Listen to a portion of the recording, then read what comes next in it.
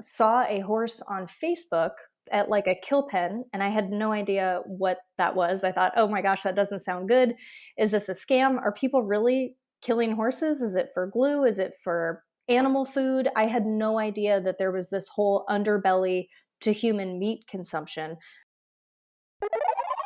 Welcome to Her Drive Podcast, a female-focused interview series with women of the world discussing their road trips to success. I'm your host, Cindy Kremblatt, a travel expert, business owner, and curious spirit with a knack for meeting fascinating women. Please join me as I hop in the passenger seat and chat with these ambitious women about what drives them, twists and turns, and those pedal to the metal moments. Let's drive. Hello, everybody. Welcome to Her Drive Podcast. I am excited for this chat. It's taken us a few months to connect, but finally here we are at the end of 2022. And today's guest is Cait Luca. She is of Lucky Break Rescue. I grew up with horses, and they still play a very important role in my family's life and in mine when I get to go back and visit my family. And my sister's had a few rescues. She didn't go through an organization, but through a friend. So I don't really know anything about this side of animal rescue and what that means and why you got started. But I'm pumped, Cait, to have you. Welcome to Her Drive. Oh my gosh. Well, thank you so much, Cindy. I'm so glad we were finally able to connect. And to your point, what a great way to close out 2022, kick off 2023. I can't believe it's 2023 already. I think we lost like 2 years to the COVID craziness, but excited to share all things horse rescue. I love that we have a rescue connection with your family. The more the merrier. We need more people at the table talking about this, raising awareness and educating other people, because even when I got into horse rescue 7 years ago, I had no idea that horse slaughter was even a thing. I grew up as the kid that always wanted to be around horses, did not come from a horse or ranching or equestrian family. So they were something that was sort of mystical to me as a little girl. And so to learn that they were being exported to be slaughtered abroad, American horses, that was pretty eye-opening in my late 20s. That's so interesting. So walk me through like your upbringing. You're from the Midwest, right? And then what led you to creating this organization? Sure. So I always grew up with rescue animals. My mom's got a huge heart. She's got a bigger heart than I do. So we always had rescue cats, dogs. Sometimes we would rehabilitate wildlife. My mom's a biology teacher by trade. And so I started rescuing dogs in my teens, early 20s, started with pointing breeds, hunting dogs, started a small dog rescue there because I saw a huge need. I had hunting dogs myself, and then saw a horse on Facebook at like a kill pen, and I had no idea what that was. I thought, oh my gosh, that doesn't sound good. Is this a scam? Are people really killing horses? Is it for glue? Is it for animal food? I had no idea that there was this whole underbelly to human meat consumption. So I guess the journey for me was animal loving kid, because that's how I was raised by my mom and dad, teenager, young adult that was rescuing dogs. And then it sort of morphed into this horse rescue, because ultimately I could have as many horses as I wanted at the rescue. It wasn't as physically constraining as dog rescue was, when they're in your house. So rescued one horse. He looked just like the Appaloosa that I rode as a 6-year-old when I started with Western Pleasure back home in Iowa. Midwest girls are the best. So I leased him, paid to take lessons, paid to show him, and his name was Dan. So this first Appaloosa that I rescued looked just like him. I figured I'll do PayPal goods and services. If it is a scam, I'll get my money back. And sure enough, Zane showed up. He was my first rescue, probably 450 horses ago, 8 years ago. Wow. Yeah, so he started all of this. I bought a failing trail ride business and thought, wow, how cool would it be if I could generate enough revenue with my side hustle, the trail ride business, to rescue a few horses every year. And I just kept rescuing better and better horses. They would graduate from being my or Wrangler horses to guest horses pretty quickly. And so the business, Corral West, my LLC, funded the 501c3 Lucky Break Rescue. So that's the quick and really dirty of it. There's a legislative loophole where horse slaughter export is legal. So you cannot legally slaughter horses in the United States, but it is legal to export them to Mexico, Canada, even Asia. So that's sort of where this meat market came from.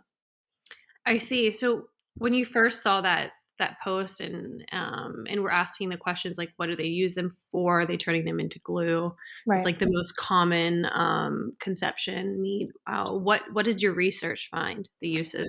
So my research found that actually when so I work in politics in my real job, and a lot of times there are unintended consequences of legislative action. And so a lot of well-meaning people had horse slaughter outlawed here in the United States, but what that actually did was drive the price of horse meat up abroad in Mexico and Canada. So what I actually found, and mind you, this was 8 years ago, 100,000 American horses were being slaughtered every year in Mexico and Canada.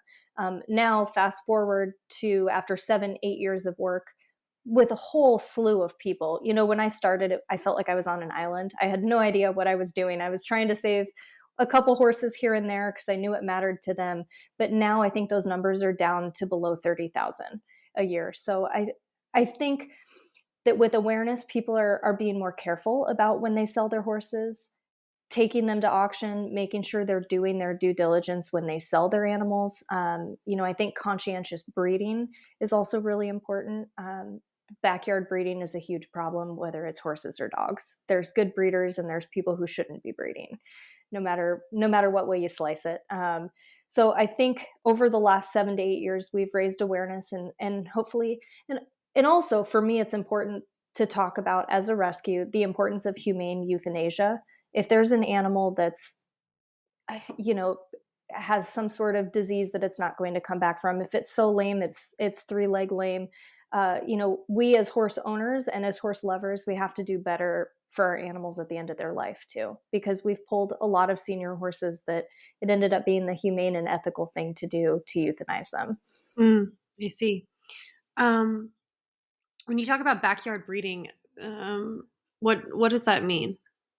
So a lot of times, it's probably up for interpretation, but for me, backyard breeding in both the dog situation and the horse situation, there are folks out there who are just looking to make a quick buck on the next litter of pups or the next cute colt that they're going to raise. Um, Genetic testing hasn't been done on both parents. People are buying the animal without seeing both mother and father, and this goes for both dogs and horses. And they're not really registered. To me, unless you're breeding something that's papered both parents, you're not actually adding value to that animal. Okay. Uh, I've never heard it explained like that, but that makes a lot of sense. So, in the cases where people are doing the backyard breeding, is there a way to kind of follow the trail as to what happens to these colts? Yeah, so that's really the tough part. A lot of times when we get a horse at either a low dollar auction where we try to outbid the kill buyers, that way we're cutting them off at the source, or if we pull from a kill pen that we know actually has a USDA contract to ship to Mexico. We pull a lot from Texas just because of the proximity to Arizona and the border, the southern border. That Coggins paperwork is a lot of times the only paperwork that we have. That this horse was blood tested to be used for meat, and that's it. So I think a lot of the issues and mistreatment.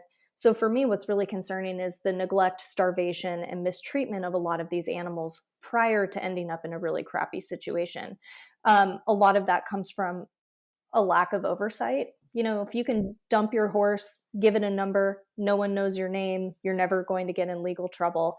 Why wouldn't you starve your horse to make $200? I mean, a lot of these people are making profit off of breeding or neglecting their animals. That's fascinating to me because I mean, I grew up on a farm. Both sets of grandparents were Yeah. farmers, and one focused on beef and sheep. And eh, and I may not be remembering this correctly, but it just seemed like it makes more sense if you're selling a market animal that you want it to be big, healthy, Yes. strong. So Yes. why would the owner of the horse want to starve it just because they're trying to save money on feed? Or and why would somebody buy an animal for that looks so sickly? And that's what's so frustrating. You know, you and I were talking about being Midwest girls. I grew up in Iowa, you know, corn, hogs. I'm not a vegan. You know, I somewhat operate in this gray area because horses that are broke to ride and have done their service for people, they deserve better. That's where I'm Mhm. coming from. Right. You know, we've taken our rescues to brandings. I have no problem vaccinating, branding, castrating a calf. But for me, you're right, there's not even a valuable incentive for these people to take care of their animals. They're not following the same rules as beef, sheep, pork producers, you know, even chicken producers. Even the birds that my husband and I hunt are treated more ethically than these horses that are harvested for meat. So you're absolutely right. You know, they fill these semi loads, and I think it's the law of averages. They're going to have some big drafts on there from Amish country. They're going to have some horses that are starved from Texas that people couldn't afford to feed anymore. You're right. There's no rules to it because it doesn't happen here in the United States. Mm. That's so fascinating when you get down to the nuances of it all. So there's not a lot of regulation other than what this Coggins test in order for them to just verify that they don't have Coggins disease, right? Exactly. So it's a simple, you know, positive, negative. A vet comes out. I think mass blood tests, everything at the ship pen. And obviously, they're not supposed to ship if they're positive for Coggins, but they're also not supposed to ship blind horses, bred mares, horses that can't stand on their own. And I've seen it all, and it's pretty horrifying Oh because, man. yeah, all the livestock production places that I've been a part of, whether back home in Iowa, if it was a feedlot, or out west, you know, gathering cattle, they are treated with respect. And it's almost like it's created this underbelly of meat production where these guys who don't want to follow the rules are profiting millions and millions of dollars. That's fascinating to me. So, um, outside of rescuing horses, are is your organization pushing for legislation of any sort? Yeah, so, you know, over the years, we've been able to build some really great coalitions with folks that have even bigger followings than me, even bigger connections than I do. We've gotten the attention of some celebrities, which I think will help shift the paradigm so that people are talking about it. And also through my customers, you know, we'd have thousands of people come to Phoenix to ride the horses every winter, and just having those one on one conversations to say, hey, did you know this is happening? Did you know these people aren't following the same rules as, you know, the awesome rancher down the road? Um, I think that's been the biggest change, those anecdotal stories and just raising awareness. Every year, the SAFE Act gets closer and closer to being passed in Congress.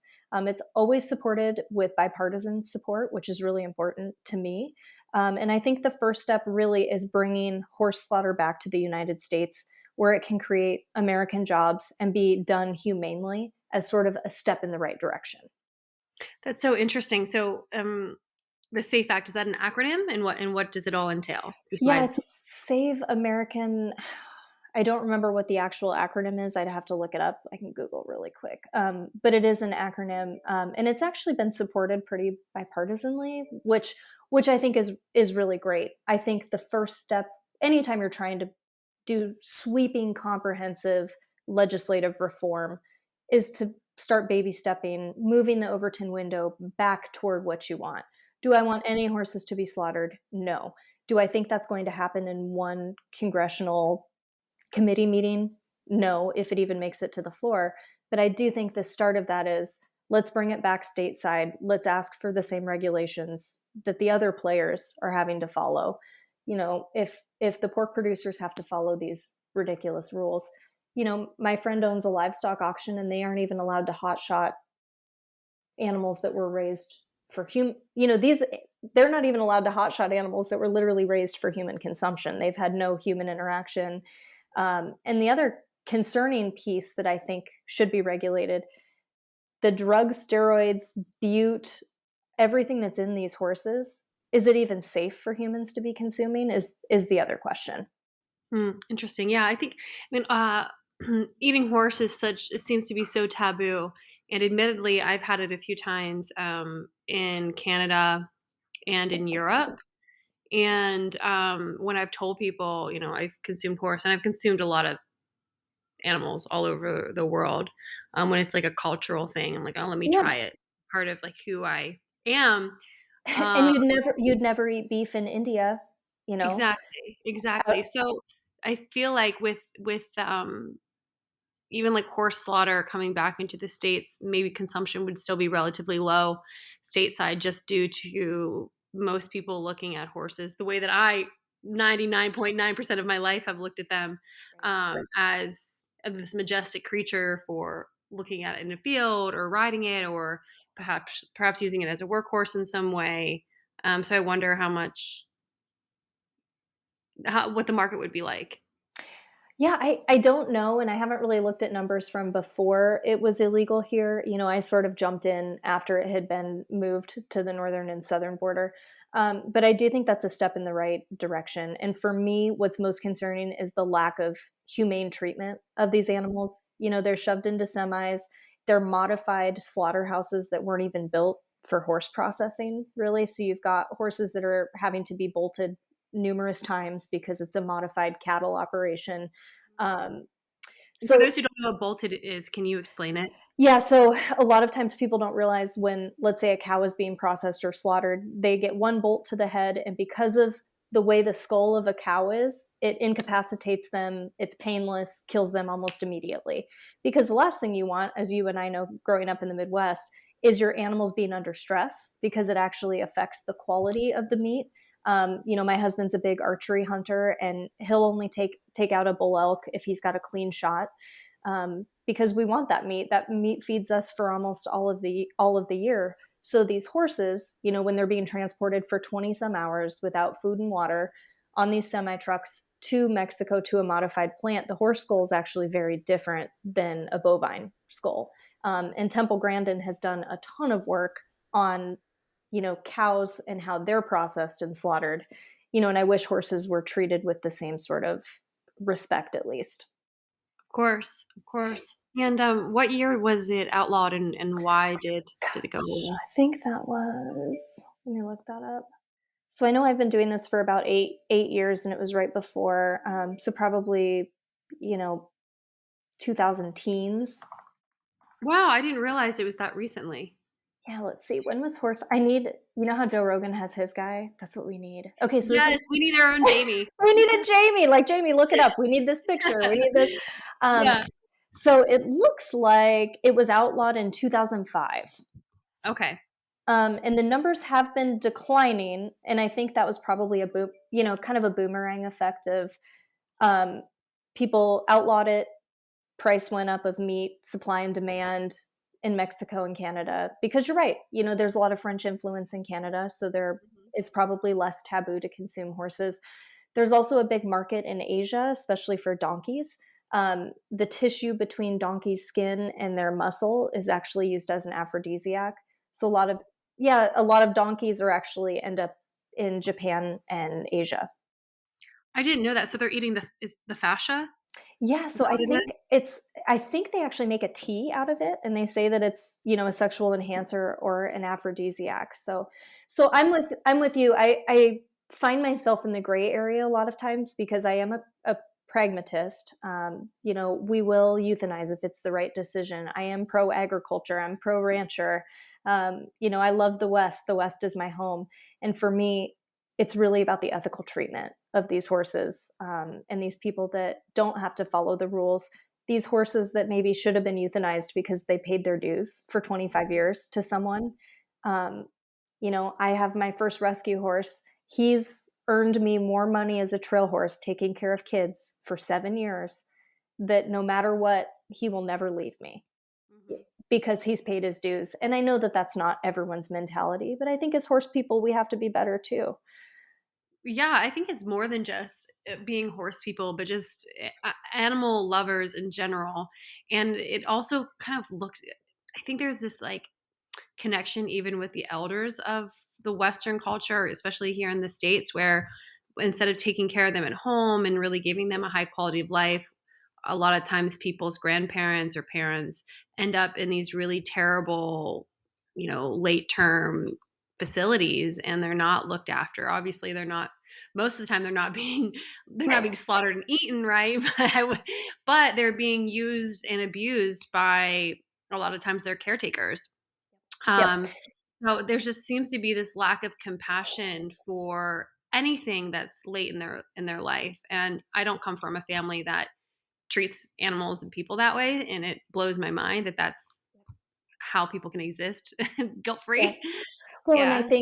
I think there's a lot to be said about the way we treat anyone, anything that's of no use to us anymore. And for me, these horses that maybe couldn't do a full day on the ranch, or they were broke down team roping horses, they came to Corral West. They need a little bit of supplement. They need a little bit of maintenance. They need injections here and there, but they created so much value for me that it really opened my eyes to that. One man's trash. If you can't pull a plow 12 hours a day anymore in Amish country, some little kid would love to have you. Hmm. And so it's been really cool for me to see the broken and see, who actually needs this horse. Is it a great therapy horse? Is it a great trail horse? Is it that autistic kid's first pony? And so I think you're right. I think we're almost living in this time where if something breaks, we just throw it away, Hmm. no And matter you what said it something is. so key. Like a lot of times, these animals need supplements and just a little bit of like extra attention. It's not much that they need, and they No. have so like a human being. Like we all have different uses and abilities. You just have to provide the correct environment for that person's abilities. And, I don't bounce back from a hangover like I did in my early 20s, right? Like, I need some Tylenol from time to time, I need to take a longer nap, and so I think as I've grown and owned my business and transitioned from someone in my 20s with this dream to someone in my 30s, it's been really cool to give these guys a second wind, a second purpose. It's given me a purpose. Um, and I just really think, to me, these are senior dogs at a shelter. That's the equivalent, that were once someone's pet and got replaced by a puppy. So a lot of times we are pulling the senior, been there, done that. You know, I see. Someone didn't take care of their feet and their teeth, and that's an easy fix. And they put weight Yeah, on right away. So, that's yeah. I mean, so many times horses like they have a tooth issue, right? They can't really consume their food. They just keep dropping it out of their mouths, yep, right? yep. Mm. Um, what are some I hate to go to the dark side, but I think it's really important to focus on this. Is there anything that's, like, been really horrific that you've seen? Oh gosh. I actually shared this on another podcast, but truly it is the most horrific thing I've seen. We had a donor. We have amazing donor partners who are very generous and they believe in what we do. Otherwise, I couldn't do this because horses are so expensive and the price of feed for normal people has allowed horses to end up in crappy positions, and we're paying for expensive feed too. Um, we had a generous donor bail an unhandled mare, and we knew she was about 2 years old, and then our quarantine facility picked her up and they sent me pictures of her teeth and her mouth in the chute because she wasn't really handled or halter broke. And they said, she's maybe 2 and she's about to, she's bagged up. She's about to deliver a foal. And I was like, wait, what? So someone had turned, speaking of backyard breeding, their stud horse out with probably all their mares unhandled. So they added no value to the mares, no vet care, no. So she was probably bred as a yearling. So got her to our place, tried to get her as comfortable as possible. She delivered a stillborn that was probably almost half her size, is what our vet said. And it split her completely open. We spent $2,000 on full vaginal reconstruction on this poor horse that I don't know. She was worth nothing at the time, nothing. Um, my vet, Dr. Kleppy, he actually passed away. He was always very good to us in our mission. He said, I'm not going to charge you anymore. This is literally the saddest thing I've seen. And he retired from veterinary medicine in my entire career. She couldn't stand. My wranglers and I had to put her on a piece of plywood to get her in the trailer to get her to the emergency vet. The coolest thing, though, she just won a barrel race last month. She is breakaway roping. Um, it sounds dumb, but I cry every time Luna and her new mom, her forever home, like they're just kicking ass and crushing it. Oh my And god. I think her adoptive mom doesn't even know how bad she was when we got her. But to be that failed by people Mm, and then to find this person and you're out beating AQHA registered horses that were probably 5 figures and you mhm. were, I'm at a loss financially with her, but that's not what it's about. Yeah.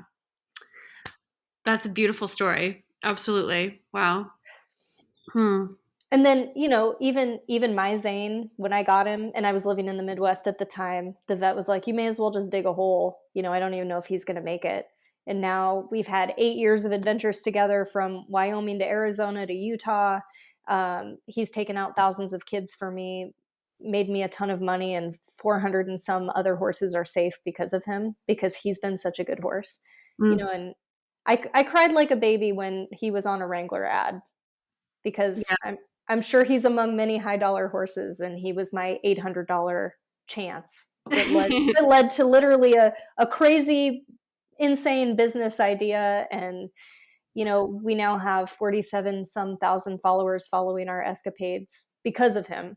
Hmm. And I think of all the other horses that have been given a chance because of him in the last 7 years.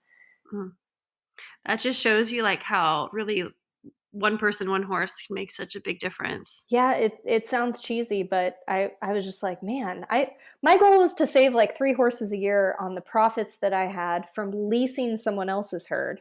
And every Mm. year I just kept rescuing better and better horses for less Hmm. money than I was paying to rent horses. And I was like, holy shit, maybe we're onto something here. And it's just been really cool. Because as women, people will be like, oh, you can't do that, or and they told me no. A lot of the good old boys told me you can't have a dude string with mares, especially in the spring when they're in heat. We had almost all mares in our dude string. You can't have kill pen auction horses, owner surrender horses. They're all going to be crazy or cripple or lame. And the first time I had 12 rescue horses go out in a dude string with a Wrangler in the front and the back, and I'm not a crier, I just cried like a baby, because it was like, man, they've given me more than I've given them. Hmm. And we've done therapy lessons, and horses are pretty special. And so it's been really cool for me to just be a small piece of that. Well, sure. Well, it sounds like you know a bit about like horse human heart coherence, and there is this magical connection between us two creatures. Yeah, and I don't know what it is. I think there's almost an evolutionary pull there. I Hmm. didn't grow up in a horse family. My parents worked their tails off so I could go to lessons. I remember being so nervous and throwing up as a little girl in a borrowed truck and trailer with my borrowed horse, because I was competing against these kids that came from fifth generation ranches. Hmm. And I was like, I'm just doing this because I want to be around the animal. And I think even as an adult now, sort of have imposter syndrome, because I'm first generation. I only ride rescue horses that other people poo poo. It's almost come full circle. And it's been really cool with my horse friends to say, well, have you tried a rescue, or have you tried going to that crappy auction? Crappy. And finding that diamond in the rough. And I don't know. So it's been an interesting journey, and definitely not one that I expected. Mm. And how do you think that you've transformed through this process? Oh man. Well, personally, I was going through a huge life change when I bought the ranch. And so it was just me and the rescues for a while, and some really good wranglers who believed in me, some good old cowboys. I met my husband during the journey. And so I always tell people the horses saved me. And so I feel like I owe it to them, to all of them. They've made me a better businesswoman. They've made me a better person. They've built great relationships. Some of my best friends, best girlfriends that I have now, I met on the rescue journey. Um, I've always been an outspoken, passionate person, but I've tried to operate less in the gray area and just stand up for what I've seen, what I know, whether it's the horses or something else. And there was a time in my life when I dreaded turning 30, like, oh my gosh, that's so old, my life's going to end as I know it. And now in my early 30s, because I live with purpose, every year I become more and more me. And that's thanks to those guys too. That's so beautiful. Like I remember being 28, 29, and just, it's hard for women to get older, no matter how old you are. Men, they age like fine wine, those bastards. I Uh, hear you, sis. yeah, like my husband gets a gray hair and he looks better. His beard looks better, whatever. Um, and so I think the other thing that the horses have allowed me, and having the following and being a small business owner, I've gotten to go speak at other female events and getting to talk to those women in their early 20s. leave that toxic situation, chase that dream. Like, if you leap, the net will appear. I have wonderful family and support system, but I've gotten to meet some really awesome women who are also pursuing their dreams and making the world just a little bit better, even if it's just for their own family. And that's been Mhm. really fulfilling for me. That's so beautiful. What an amazing reach and purpose driven life it seems that you're living. And my husband does balance me out. So he is the yin to my yang. Mhm. I tell all my girlfriends that are younger, I'm like, read Rocket Fuel, whether it's work, life, I'm the visionary and he's the implementer. And I really appreciate that. Mhm. I'll have this crazy idea like, oh my gosh, let's ride the rescues across Arizona. And he's like, okay, when, where, how? And so I think it's great that we have people to balance us, whether it's a romantic partner, a friend, business associate. So yeah, I feel like I owe a lot of what I've learned the last 7 years to the rescues, and to just slow down. Every summer they get to have summer pasture, so they go to Utah or Wyoming. They get to graze all summer, and they get to do Mhm. nothing. Mhm. And I know you're the same. I need to be a little better about I go go go. I need to be better about taking the time to just reset too. Absolutely. Well, do you have any like rituals or habits that you use either daily, weekly, monthly, annually that center you and slow you down just a little bit? Oh my gosh, in full disclosure, I should be better about that. My husband and I, like, I am really the wrong person to ask. I love Asana Task Manager just because a lot of times I'll wake up and I'll think I have my to-do list. So using apps just to help myself stay organized is really great. I love to read. I geek out on policy stuff. So my guilty pleasure is fiction. I love historical fiction reading. Um, I try to be good about podcasts, so I'm really excited to be on your podcast. I love to just listen to podcasts and learn something new that's totally not related to my work, to horses, while I'm doing housework. So, but in truth, I need to be better. I love yoga, I love spin class, but I don't prioritize them the way that I Mhm. should. I hear you. I feel like we all have that like should in the back of our mind, but there's so many forms of meditation. So I think like even like reading a book in a way is like escaping reality of sorts and just diving in and like you, I enjoy a whole host of topics. And like Google is maybe like my third favorite activity. Like Googling things. I'm like, oh, and then I go down to the rabbit hole. Yep. Yeah, for sure. And I can't beat a bath with a glass of wine. That's probably my favorite. I know that's not Mhm. official meditation, but it's like I'm gonna turn my phone off, I'm gonna listen to Mhm. a podcast, I'm gonna put it on do not disturb and just have a quiet hour to myself. Mhm.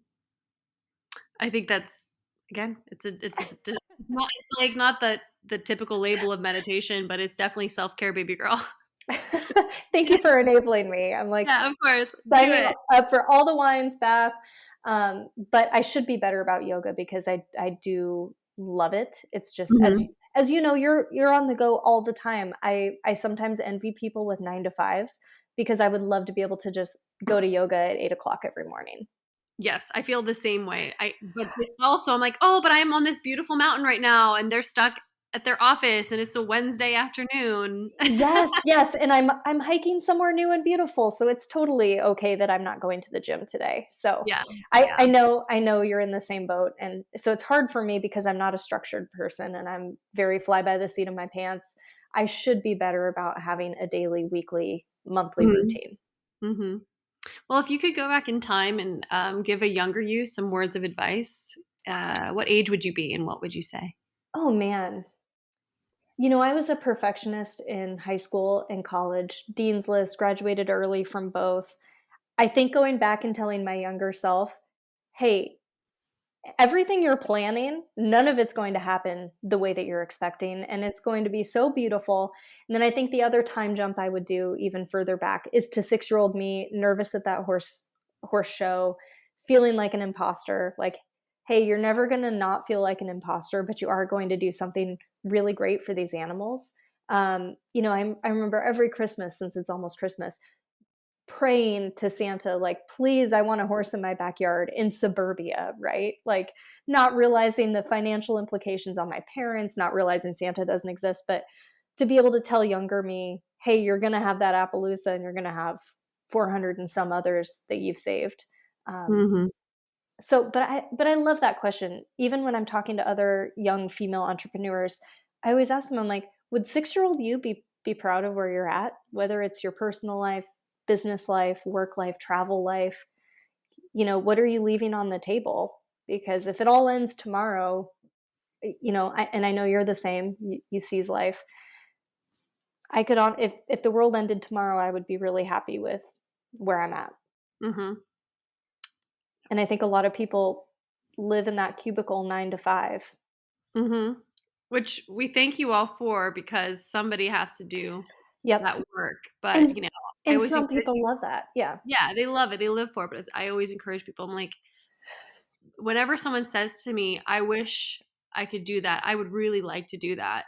Those two phrases. I'm like, "Well, make the choice. Just make the choice to do it. There's always a way to figure things out." And I mean, I'm unburdened with children. I adopted a kitty cat recently, and Did she's like, I grew up with cats and animals and all the different types of creatures. And I'm sorry, everyone, I'm going to just sidebar completely. I love Um, sidebars. yeah, but I was unsure. I didn't even meet her in person. She hid, and I couldn't see her. And I kept praying, like, okay, when it's time for me to get a pet, like, help me find the right one. And I tried for like a year to get a little animal, and it never worked out. But finally I adopt this little kitten, and she hid underneath my sofa in my bed for a couple of weeks, wouldn't let me pet her, like nothing. And I was starting to worry, like, is she not going to do well here? And then there was this Mm, part of my brain was like, well, I guess you don't have to keep her. But then the other part of me was like, you absolutely have to keep her. Just give her time. Just give her time. She needs you. You need her. And what I've learned from her in the last few months is just like, be very discerning about who you give your love to. It's okay to keep your distance until you feel comfortable. And then once you feel comfortable, like, be a total love I bug. Cause love now that. she like follows me around absolutely everywhere. And I truly believe that by giving our love to another person, to an animal, whatever it may be, and give them gentle love, like, don't try to force it, it allows for a much more beautiful relationship. Mm.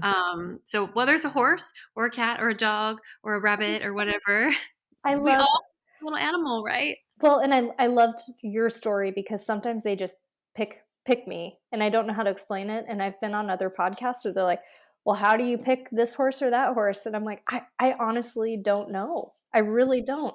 I mean, a few times we'll rescue a horse that we know we'll be able to adopt out to put more funds back into the rescue, but for the most part, just like your cat, they just pick me sometimes, and it's so Yeah. weird because I don't even Mhm. see them in person sometimes. Mhm. Yeah, And you just know. we don't deserve animals, that's for sure. I agree. So when someone's adopting from y'all, like, Mhm. what's the process? So actually, we've been really fortunate. Most of our adoptions have gone to either friends of friends. We do reference checks. That's really important to me. We've started freeze branding the horses. That way, if someone does break their adoption contract that we require, people know, I even have it tattooed. People know that those are lucky break horses. We will Mhm. always buy them back. So we do a buyback contract where we get first right of refusal. We do reference checks, and we do our best. I try to know the horses so well that I can match them to someone that I know is looking. Right now, we have quite a few projects. I've sort of in a season of adding value to horses that other people didn't want or were intimidated by.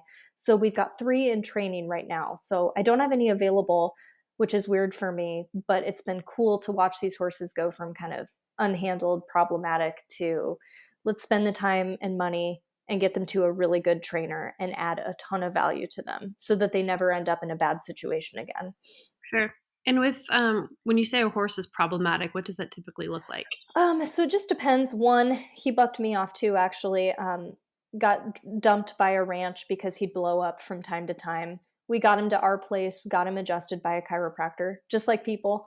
Mm, It may have been a pain response, it may have been a clash of personality response. I love this horse, and I thought we're one. Like I've gotten you adjusted. You're moving good, and I think he was feeling too good. I had a mm, beer in my hand, like swung my leg over. There was chaos happening at the ranch.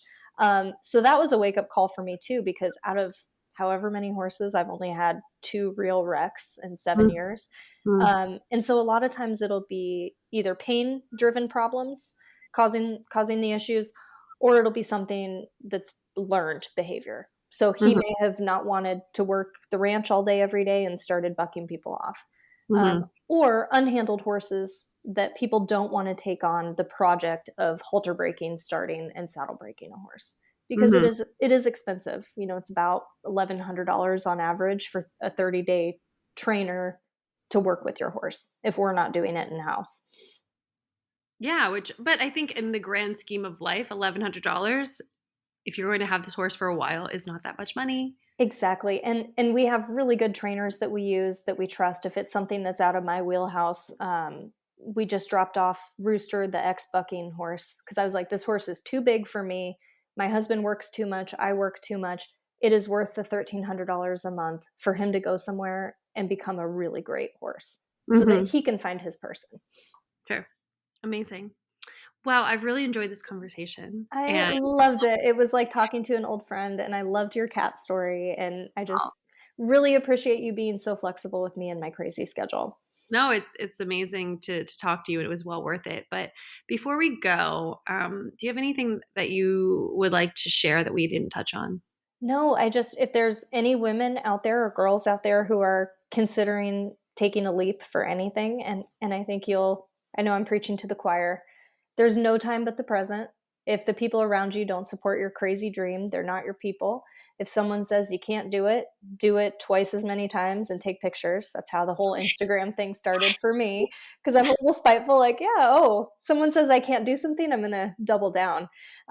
So I think just a lot of times as women, we need to get out of our own way and we need to stop gaslighting ourselves and we need to realize how amazing we are and that we can juggle all of the things, whether Mm-hmm. you're a mom, business owner, traveler. And so I just always tell my girlfriends, just go for it. And if the people around you don't support you, they're not your people. Mm-hmm. I hear you. Well, now that just spurs me to have another question. Yeah. Why are you this way? I don't know. I was raised by really strong women. My parents are amazing. My grandma worked in the 1940s and 50s. Her mom before her, my great grandma Stater, owned a bar in the Yes. 1920s. Like I found out my great grandpa went to Anamosa Penitentiary for tax evasion and bootlegging in the 20s. So I was Ooh. like, check. Even my husband goes, yeah, that checks out. So I think I just come from a long line of really strong, outspoken women, and I'm really grateful for that. And being a little disruptive is okay. I think so. Disruption's not necessarily a bad thing. We I need to don't think shake so. up the norm because most of the time the norm is stagnant and it's just like us just falling into behaviors and systems that we don't agree with anyway. Yes. And I've never heard the women in my family, like the matriarchs, complain about the patriarchy or anything. I've just always watched them go out and do. Mm-hmm. Um, and my mom was always juggling so many things. She was an at-risk guidance counselor for teenagers. Both my siblings are adopted. I mean, my parents are just amazing people. She was an adjunct professor at night. My dad was an ER room nurse to put himself through grad school, business school. So I think just watching them be a cohesive unit and team and always asking my siblings and I, what do you want to be? What do you want to do? Colin, do you want to be an astronaut? Let's go to Cape Canaveral. So I think no matter what your journey is, and if those supportive people aren't your parents, because I know I'm very lucky, go find people that can be in your corner for you. Mm-hmm. Yeah, all those people are absolutely out there. I grew up with a father who was not very like kind, loving, very wounded from his Yeah. family's generational stuff, but have like a rock star of a mom, and she placed us in positions and around people Yep. who expanded the support that we needed. And I look at my other 4 siblings, and they're all like wonderful, successful people. So what you just said is so true. I was lucky to have one parent to do Yeah. that, but if you don't have even 2 parents to be that way, there's still hope for you. Well, and kudos to your mom because she raised an amazing woman, and I know I'm fortunate and not the norm to have two amazing parents that are supportive. But I truly believe I have friends that have come from broken homes that Mm, if you lead with purpose, passion, and the things that you're good at, and you surround yourself with good people, no matter who they are, that are going to lift you up And, my best friend, she mentions my name in rooms in positive ways when I'm not around. Mhm. And I think that's something that I had to learn the hard way too as an adult. Just because someone says they're your friend doesn't necessarily mean they're your friend. You know, Mhm.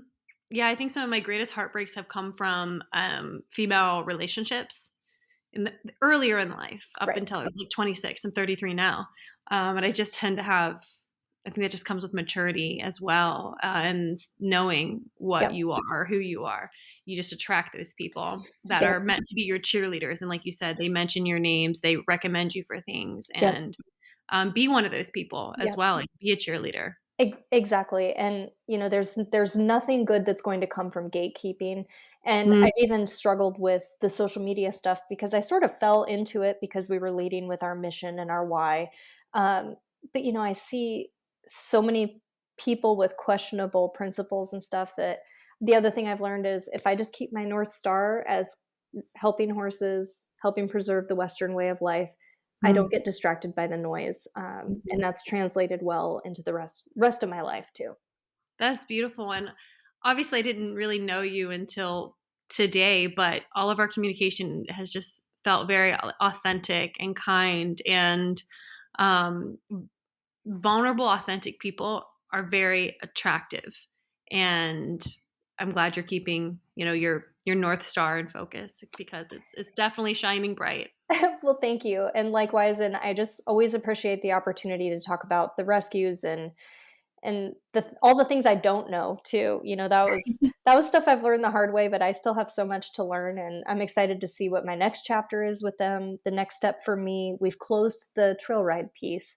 I was just tired of owning a business and dealing with customers, and Alex and I are ready to try to start a family. So the next piece for me will be how can I help horses to help people with the 501(c)(3). So that's sort of the next thing on the horizon, whatever that looks like. I'm trying to be open to whatever comes our way.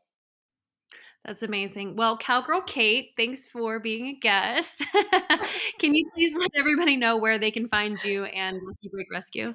Sure, I am really bad about maintaining the Lucky Break page, but at Cowgirl Kate, cowgirl.cait is the best way to get updates on my Instagram. We're also luckybreakrescue.org. And so I just always appreciate the opportunity to talk to another boss lady. Thank you so much, Cindy. And it was just really awesome. It felt like I was talking to a friend. Well, we are friends now, sis. It's official now. Yeah. I love it. That's why I do her drive everybody so I can make friends. I love it. I love the name. As soon as you reached out, I was like, hell yes, I am on board. Well, thank you so much, and I will be seeing you. Awesome. I'll see you soon. Thanks for listening to Her Drive with Cindy Kramblatt. If you want to know more about today's guest or know a fascinating woman you'd love for me to interview, please see the show notes, visit Instagram or her-drive.com. And please, please, please, if you love the show, leave a review on iTunes. Thanks for riding along and subscribe to join our next woman and her drive to success.